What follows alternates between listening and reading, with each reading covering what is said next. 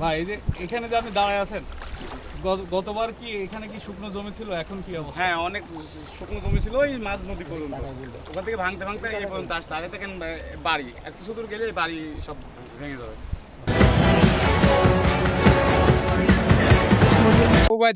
আচ্ছা, আজকে এখানে যে রাস্তা অবরোধ করে আপনারা যে এই কাজ হচ্ছে, আসলে এখানে মূল কথা চাপ দাও।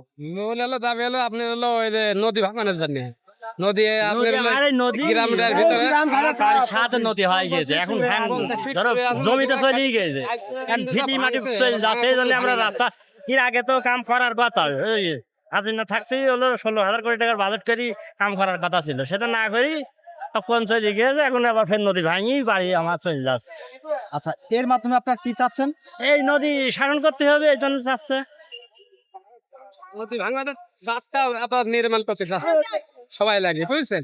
আমার এখানে আচ্ছা, আজকে যেখানে মানববন্ধনের মূল থিমটা কি আপনারা চাওয়া করেন? আমাদের চাপ আমাদের নদী ভাঙন বন্ধ করতে হবে, আমাদের মানুষকে বাঁচাতে হবে, ফসলের জমি বাঁচতে হবে। ফসলের জমি এমনিতে তো নাই।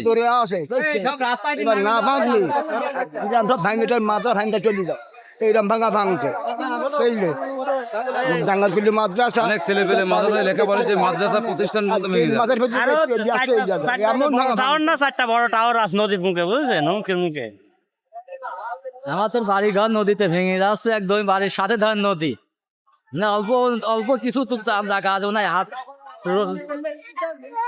দল দশে। আচ্ছা, এর জন্য কি আপনারা মানববন্ধন করেন? এই কারণে আমরা মানববন্ধন করলাম, আমাদের বাড়ি তো রক্ষা করতে হবে, এই কারণে। আর নদীর ভিতরে 4-5টা খাম্বা আছে, আর খাম্বা ভেঙে যাবে, তাতে আমাদের বাড়ির সাথে মেন রোড এটা ভেঙে যাবে। আমাদের আছে, আমাদের টাকা পয়সা না, একটা জমি কিনে বাড়ি করবো। তাহলে আপনাদের মূল উদ্দেশ্যটা কি? আমাদের নদী আমাদের জন্য শাসন করার জন্য, আমাদের নদী শাসন করার জন্য আমাদের আন্দোলন বন্ধ করেছে।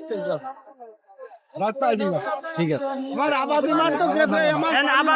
আমাদের আবাদি জমি তো গেছে, আমার দেশ ভেঙে গেলে আমরা কোথায় যাবো? আমার দেশ ভেঙে গেলে আমার কোথায় যাবার জায়গা নাই। আর ওই যে 3টা টাওয়ার আছে, এই টাওয়ার 3 কোম্পানি মেন কথা, আমার দেশটা রক্ষা হলে আমার কোনো অসুবিধা নাই। এই হচ্ছে আমার আবেদন আপনার কাছে। আমরা দেশ ভেঙে গেলে কোথায় যাবো? কর আমাদের তো জায়গা জমি নাই, জায়গা জমি আমার যাদের সাথে নদী চলে গেছে। এখানে মানে আপনারা কারা কারা আছে, মানে সব শ্রেণীর মানুষ?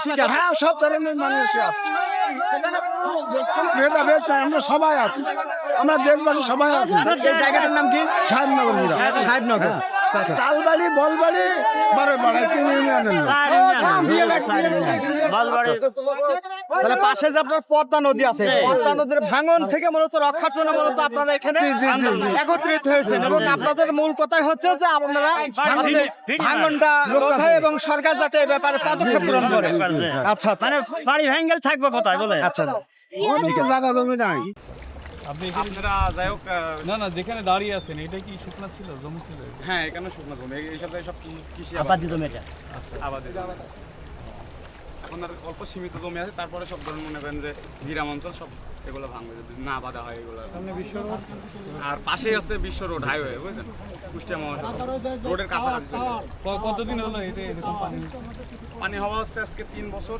না এবারকার পানি যে আর আপনার 1.5 মাস মতো, 1.5 মাস মতো হচ্ছে। আপনারা চান কি এখন চাই সরকার যাতে এই আমাদের এই কর্ম মানে এই বাঁধ ভাঙনের প্রতিরোধে যদি কোনো কাজ করে, তাহলে আমাদের এই বাড়ি বসত ভিটা যাতে বাঁচে, সেটি হলে আর কি ভালো হয়।